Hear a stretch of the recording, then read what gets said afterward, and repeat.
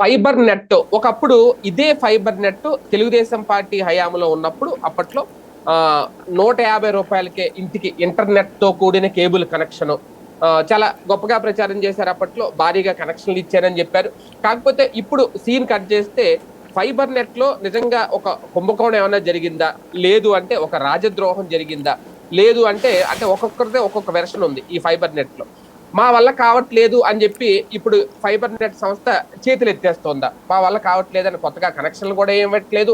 9 నెలలుగా ఎలాంటి పురోగతి లేదు. పైగా ఫైబర్ నెట్ ఎండి దినేష్ కుమార్దే మొత్తం ఇదంతా, దీని వెనక ఆయనే కారణం అంటూ సంస్థ చైర్మన్ జీవీ రెడ్డి చేసిన వ్యాఖ్యలు కూడా ఇప్పుడు సంచలనంగా మారుతున్నాయి. అసలు ఫైబర్ నెట్ వల్ల కొనసాగించడం వల్ల ఉపయోగం ఏంటి, ఒకవేళ ఆపేస్తే వచ్చిన నష్టం ఏంటి, దీని మీద ఇంకా లోపాయకారంగా జరుగుతున్న లోపాలేంటి, ఇది అంశం మీద చర్చించే ప్రయత్నం చేద్దాం. సార్, అంటే ఇక్కడ 2 వెర్షన్స్ సార్. సాక్షి వెర్షన్ ఒక రకంగా ఉంది, వీళ్ళిద్దరు వెర్షన్ ఒక రకంగా ఉంది, ఈనాడుది అని ఆంధ్రజ్యోతి. కాకపోతే ఫైబర్ నెట్ ఎండి దినేష్ కుమార్ కి చైర్మన్ జీవీ రెడ్డికి పడట్లేదు అనేది అయితే స్పష్టంగా అర్థమవుతుంది. ఫైబర్ నెట్ ని వదిలేసిందా ప్రభుత్వం? ఎందుకంటే వీళ్ళే అప్పట్లో ఆర్భాటంగా చెప్పుకున్నారు, ఇప్పుడు పట్టించుకోలేదా? అందుకే ఈ వివాదమా? ఇది ప్రాక్టికల్గా మాట్లాడుకోవాలి. జీవీ రెడ్డి ఒక ఆస్పెక్ట్లో తొందరపాటుగా అంటే తన భవిష్యత్తును దృష్టిలో పెట్టుకుని చేసి ఉండాలి. అతను చెప్పిన సాక్షి కథనాన్ని చూస్తేనేమో ఫైబర్ నెట్ ఒక 7-8 నెలల్లో మూసేసేందుకు సిద్ధపడుతున్నారు, ఆ నేపథ్యం నా మీద పెడతారు, అందుకని నేను ముందు చెప్తున్నాను అన్నటువంటిది. అది నెంబర్ 1 ఆస్పెక్ట్. నెంబర్ 2 ఆస్పెక్ట్ వచ్చేటప్పటికి అధికారులు పనిచేయట్లేదు. ప్రతి మంత్రికి ఇదే సమస్య ఉంటుంది. డెమోక్రసీలో ప్రజల చేత ఎన్నికయ్యే వాళ్ళు ప్రజాప్రతినిధులు లేదా రాజకీయ నియామకాలు, ఇట్లాంటి చైర్మన్లు. వీళ్ళ ఆలోచన ఏంటి? మా ముద్ర ఏదో ఉండాలి, ఏదో ఒక మంచి జరగాలని కోరుకుంటారు ప్రజలకి. కానీ ఈ మంచి జరగాలంటే 60 వ్యవస్థలు అనుసంధానం అయి ఉండాలి. ఈ వ్యవస్థలో ఎక్కడ లోపం వచ్చినా ఎక్కడిదక్కడ స్టక్ అయిపోతుంది. అందుకనే ప్రభుత్వ ఉద్యోగాలు అంటారు. ఒక ఫైల్ ఎక్కడ ఆగిపోతుందో తెలియదు, తిరుగుతూ ఉన్నట్టుంటుంది. ప్రభుత్వం చెయ్యాలి అనుకుంటే 10 నిమిషాల్లో చేసి పడేస్తుంది. ఇంకొకటి, ఫైబర్ నెట్ గురించి ఫస్ట్ ఆయనకు ఒక అవగాహన ఉండాలి. ఇందులో మనం రాజకీయాలు మాట్లాడుకుంటా కూర్చున్నాం, కానీ ఫస్ట్ ఫైబర్ నెట్ అసలు ఎందుకు పెట్టారు తెలుసా? రాష్ట్ర ప్రభుత్వ సొమ్ములతో పెట్టలేదాన్ని.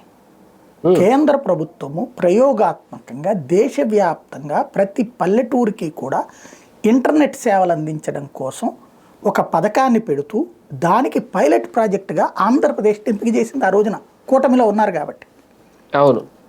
149 రూపాయలకే కనెక్షన్ విత్ కేబుల్. నాటి ఫార్ములా అది. సరిగ్గా చేస్తే అంటే ప్రభుత్వాలు ఎలా నాశనం చేస్తాయి అనడానికి సాక్ష్యం అదే.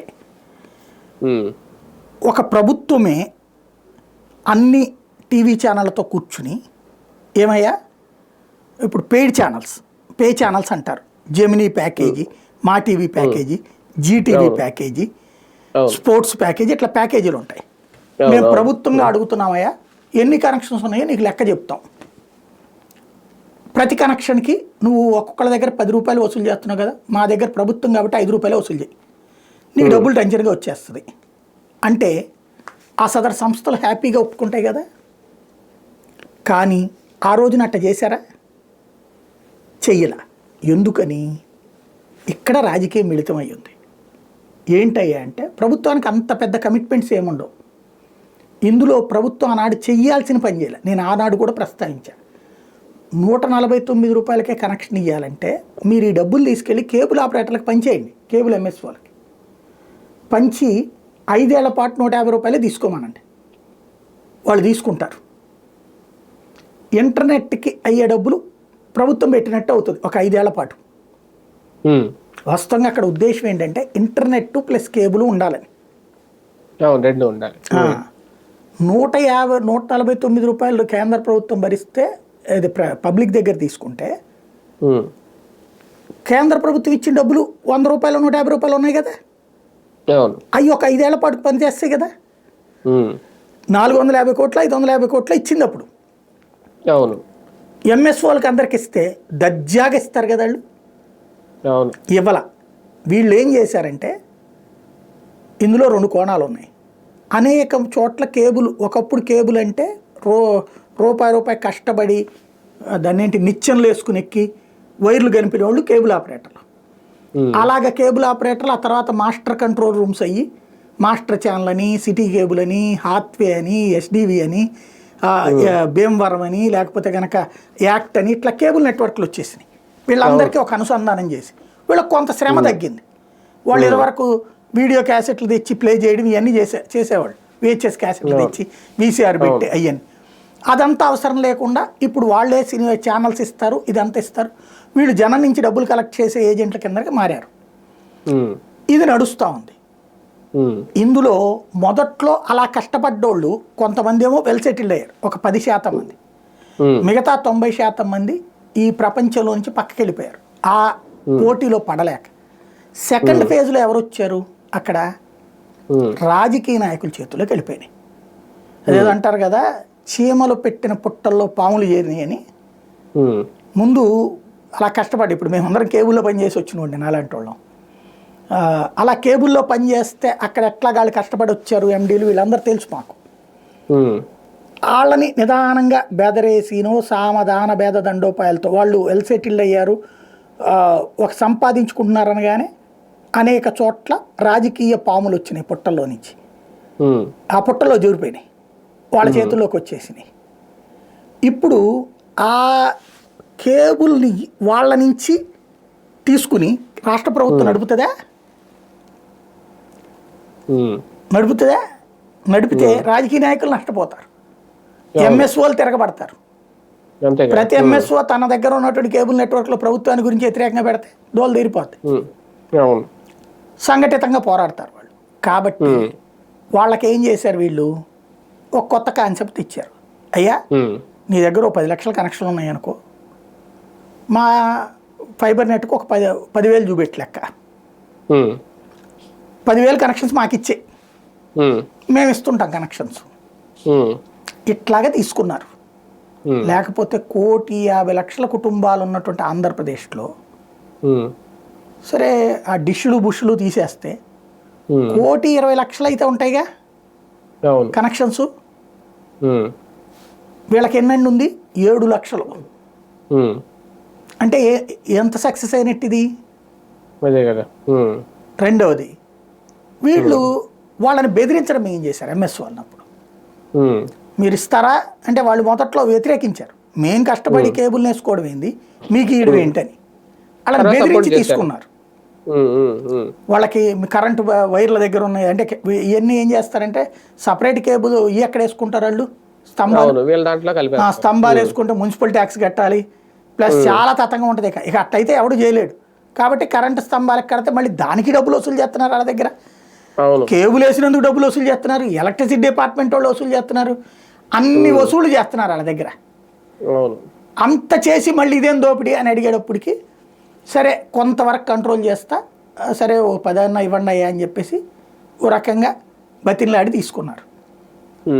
అంతవరకు బాగానే ఉంది. అంతవరకు ఆ 7 లక్షల కేబుల్ కనెక్షన్స్కి ప్రతి నెల సక్రమంగా కేబుల్ ప్రసారాలు ఇచ్చి ప్రతి నెల సక్రమంగా ఆ ఇంటర్నెట్ ఇస్తే ఆ 7 లక్షలతో లాభాలే నడుస్తాయి.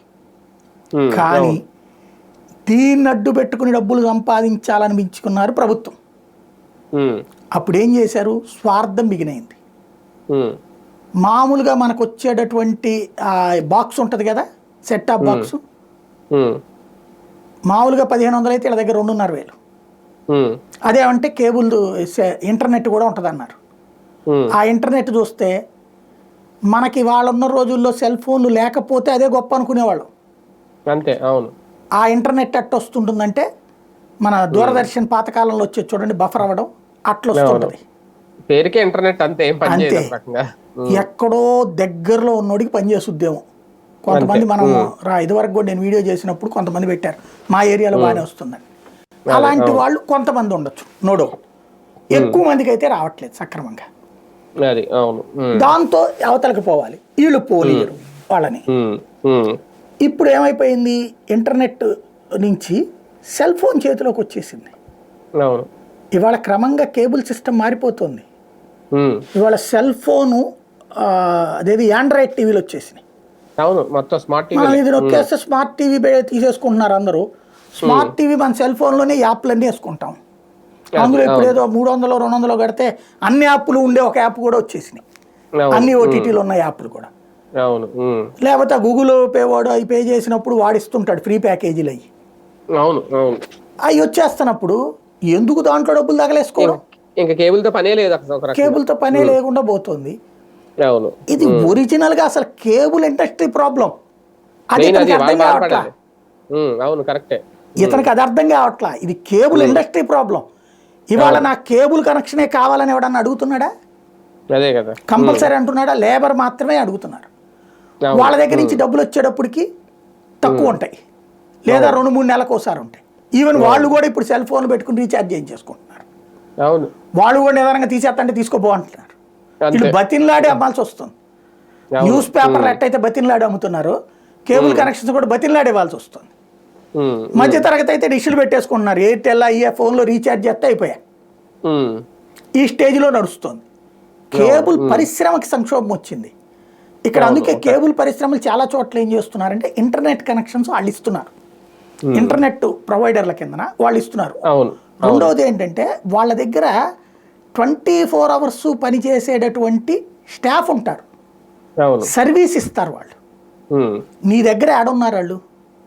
అదే కదా. అసలు ఇప్పుడు ఈయన ఉన్న సిబ్బందినే తొలగించాలంటున్నారు కదా. 400 మంది మనం తీసేయమన్నారు. వాళ్ళకి జీతాలు ఎక్కడ నుంచి తీసుకుంటున్నారో కూడా తీయలేదంట కదా 400 మంది. అదే తీయలేదంటున్నారు. తీసారా అంటే నేను అనేది తీసవతల పడేయను కానీ తీసేయలేరు. ఓ ప్రొసీజరు, ఒక సిస్టమ్ నడవాలి. ఉద్యోగం తీసేస్తే పొద్దున కోర్టుకు పోతే ఎన్ని నెలతో డబ్బులు మొత్తం కట్టమంటది కోర్టు. ఇప్పుడు ఈ ఎండీని కూడా తీసేయమంటారేమో రేపు. అదే ఆ ప్రొసీజర్ ఉంటది. ప్రభుత్వంలో నోటికొచ్చినట్టు చేసేయడానికి ఇదేం మన ప్రైవేట్ ఆస్తి కాదు. ఈవెన్ మన సొంత కంపెనీలో తీసేయాలన్నా కంపెనీ చట్టాలు ఉంటాయి, లేబర్ యాక్ట్ ఉంటది. అవును. ఎట్ట పడితే అట్ట చేసేయలేరు. ఇవన్నీ ఉపన్యాసాలకు పనికి వస్తాయి. ఇప్పుడు చూడండి, ఎవరో డాక్టర్లు ఏళ్ల తరబడి హాస్పిటల్కే రావట్లేదట. లోకాయుక్త కంప్లైంట్ చేస్తే లోకాయుక్త ఎంక్వైరీ చేసి వాళ్ళు రావట్లేదని వాళ్ళకి నోటీసులు ఇస్తే నోటీసులకు కూడా స్పందన లేదు కాబట్టి తీసేయమని చెప్పారు. ఇప్పటికి తీశారు 3 సంవత్సరాల తర్వాత. ఇక్కడ అట్లా ఉండదు కదా బేసిక్గా. అదొక ఎత్తు. రెండవది ఏంటంటే దీని మీదన 100 కోట్ల రూపాయలు అప్పు తీసుకున్నారండి. అసలు సినిమా అది మెయిన్ అది. అవును. 100 కోట్ల అప్పులు తీసుకున్నారు. అది ఏం చేశారో వాడికి తెలియదు. అప్పట్లో పసుపు కుంకుమ మళ్ళించారని వైసీపీ ఆరోపించింది. వైసీపీ టైంలో మళ్ళీ అప్పు తీసుకున్నారు. అది ఆడికి పోయిందో ఏ అమ్మ ఒడికి వెళ్ళిందో తెలియదు. ఆయన ఎవరో గౌతమ్ రెడ్డి ఆయన మీద కూడా. ఇది ఓవరాల్ గా ఏంటయ్యా అంటే ఇవన్నీ అయ్యి నాశనం అయిపోయింది, ఇది నాశనం అయిపోయింది అనేది ఉపన్యాసాలు మనం ప్రతిపక్షంలో కూర్చున్నప్పుడు ఇచ్చాం. అధికారంలోకి వచ్చాక నొప్పి ఏంటో తెలుస్తుంది. అది తెలిసిన తర్వాత దాన్ని కవర్ చేయడానికి ఏం చేస్తున్నారా అంటే ఎదురు మీద పడిపోతున్నారు. దాడి చేసేసాడు ఈయన ఒక్కడు తెగించాడు. మంచి కుర్రోడు, అందగాడు, బాగా ఇది మంచిగా ఎనాలిసిస్ చేసి చెప్తాడు కాబట్టి ఏదో చెప్పాడు. అది చెప్పిన దాంట్లో అసలు విషయం నాకు అర్థం కాదల్లా, అసలు కేబుల్ కనెక్షన్స్ ఎట్లా పెరుగుతాయి అనేది ఆయనకి తెలుసా లేదా? ఎవరినో ఇప్పుడు నేను సిటీ కేబుల్ అండి, మీరు హాత్వే అండి, మీ దగ్గర కేబుల్ తీసుకుంటుండగా గవర్నమెంట్ దగ్గరికి నేను ఎందుకు రావాలి అసలు? అది అవును. ఈ రెండిట్లలో నేను కంప్లైంట్ చేస్తే వెంటనే ఒక పూటలోనో ఒక 2 గంటలోనో వస్తారు. నీ దగ్గరకు పోతే ఎప్పుడు సర్వీస్ రిపేర్ చేస్తారో కూడా తెలియదే. మరి ఎట్లాగా? నేను సిటీ కేబుల్లోనో సి ఛానల్లోనో ఎస్డివిలోనో కేబుల్ తీసుకుంటే ఆ ఇంటర్నెట్ ప్రొవైడ్ చేస్తే నాకు తొందరగా రిపేర్ జరుగుతుంది, ప్రాబ్లం వస్తాయి. నీ దానికి ఫోన్ చేస్తే దిక్కు ఉండదు, మొక్కు ఉండదు. ఎట్లా నీ దగ్గర తీసుకుంటా నేను? ప్రభుత్వ రంగ బ్యాంకు, ప్రైవేట్ బ్యాంకులు ఎవరమైతే సింపుల్ లాజిక్ అంతే, సేమ్ అలాగే ఉంటుంది. కాబట్టి ఇదంతా చాలా పెద్ద సబ్జెక్టు, వాస్ట్ సబ్జెక్టు. రైట్ చేశాడు, మంచిదే. ఇది చర్చ జరగడం ద్వారా అసలు విషయాలు ఏంటి అనేది బయటకు వస్తాయి. అంటే ఫైనల్ గా ప్రక్షాళన కోరుకుంటున్నారేమో చాలా వరకు ఫైబర్ నెట్ లో. ఇప్పుడు ఆయన ముద్ర వేసుకోవాలనుకున్నాడు. ఆ ముద్ర వేసుకోవడానికి అధికారులు ఇప్పుడు ప్రతి చోట ఇదే ఉంటుందండి. వాళ్ళకి ఏముంటుంది అధికారులకి, నేను పర్మనెంట్, నువ్వు ఆఫ్టర్ ఆల్ గడివి ఏడాది ఉంటావు, పోతావు, 2 ఏళ్ళు, నువ్వెవడరా అంటారు వాళ్ళు. వీళ్ళకి ఏముంటుంది, నేను రాజకీయాల్లో ఎరగదీసి వచ్చాను, నేను టీవీలో సోషల్ మీడియాలో నాకు విపరీతమైన పాపులారిటీ ఉంది, అట్లాంటి నన్ను నేను చెప్తేనవా అని వాళ్ళు అంటారు. నువ్వు చెబితే అనడానికి నీకు రూల్స్ తెలియదు కదా అని వీళ్ళు అనుకుంటారు. సర్దుకుపోయే వాళ్ళు చివరి దాకా ఉంటారు, సర్దుకుపోయిన వాళ్ళు మధ్యలో ఉంటారు, వాస్తవంగా ఇది ఏం చేయాలి? యాజ్ పర్ నామ్స్ అయితే నువ్వు చీఫ్ సెక్రటరీ నోటీస్కి తీసుకెళ్ళాలి ఫస్ట్. అది అవును అవును అవును. అక్కడ కాదనుకున్నప్పుడు లోకేష్ నోటీస్కి తీసుకెళ్ళాలి. అక్కడ కాదనుకున్నప్పుడు చంద్రబాబు నోటీస్కి తీసుకెళ్ళాలి. అంతే. ఇదంతా అయ్యాక బయటికి రావాలి. ఇతనికి వస్తా అసహనపరుడు, చెయ్యాలని, నేను సమాజానికి ఏదో చెయ్యాలన్న ఉద్దేశం, మంచి చేయాలని అనుకుంటున్నారు. కానీ ఇంత ప్రాసెస్ లేట్ అవుతోంది, తన వ్యవస్థలో తను ఒప్పుకున్నట్టయింది. అంతే, అదే కదా. అందుకని 9 నెలలుగా మేము ఏం చేయలేకపోయాం, ఒక కనెక్షన్ కూడా ఇవ్వలేకపోయాం, ఒప్పేసుకున్నట్టు అయింది. అది ఒక రకంగా తీసుకున్న అప్పు చెల్లించకపోతే రేపు పొద్దున ఇదే కుంభకోణంగా కూడా మారుతుందేమో. తర్వాత ఫైబర్ నెట్ లో నెక్స్ట్ మళ్ళీ జగన్ వాళ్ళు చేశారని చెప్తారు. అంతే అంతే వాళ్ళ మీద ఇప్పుడు అంతే కదా. ఇప్పుడు అధికారులందరూ అప్పుడున్న వాళ్ళు అని అంటున్నారు కదా, అయినా వాళ్ళు ఏం మాట వినట్లేదనే కదా. అధికారులందరినీ మార్చారండి. దినేష్ కుమార్ వీళ్ళందరూ ఇప్పుడు వచ్చిన వాళ్ళు కదా, అప్పుడు వాళ్ళతో కాంటాక్ట్ అయ్యి అంటున్నారు ఈయన. అవును, వాళ్ళతో కొమ్మక్క అవుతున్నారు. అధికారులు ఏమన్నా ఆకాశంలో చూడబడతారేంటి? అదే కదా. ఆయన కాళ్ళతో కొమ్మక్క అవ్వాల్సిన అవసరం ఏముంటుంది వీళ్ళు పెట్టిన అధికారులకి? అదే స్పెషల్. మొత్తం విచిత్రమైన అంశం. రైట్, చూద్దాం మొత్తానికి నిజంగా ఫైబర్ నెట్ లో ఏం జరుగుతోంది అనేది. వాస్తవం నిజంగా ఒక్క కనెక్షన్ కూడా ఇవ్వలేదు. ఫైబర్ నెట్ ని నిజంగా ప్రభుత్వం తరపున ప్రజల్లోకి తీసుకెళ్లాలంటే ఇప్పుడున్న పరిస్థితుల దృష్ట్యా స్మార్ట్ టీవీలు వచ్చేసిన తర్వాత చాలా మార్పులే చేయాలి. చేసి ఇందులో కూడా అద్భుతమైన ఫెసిలిటీస్ తీసుకొస్తే ప్రజలు వాడతారు. ఆ తరహా సర్వీస్ కూడా ఇవ్వగలగాలి. అవేం చేయకుండా ఇప్పుడు కొత్త అంశాలు, కొత్త వివాదాలు, కొత్త రాద్ధాంతాలు ప్రభుత్వానికి ఇది కొత్త తలనొప్పి అవుతుందేమో చూద్దాం.